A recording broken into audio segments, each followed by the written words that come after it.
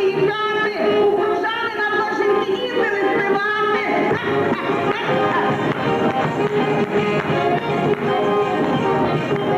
Я частушки там співала, купила й катлинки, спасибо вам, що пригласили мене на дошинки.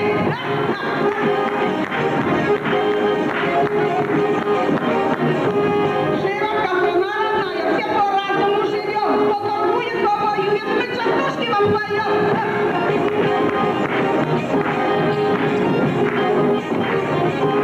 Тепер времечко такое, ринком називається, бізнесмени багатіють, а народ спивається.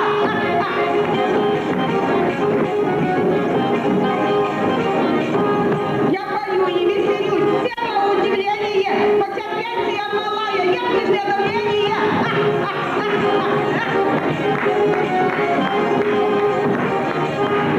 Товариш Довгольов, робили наші діла, ми так щиро всі робили, наша пенсія мала.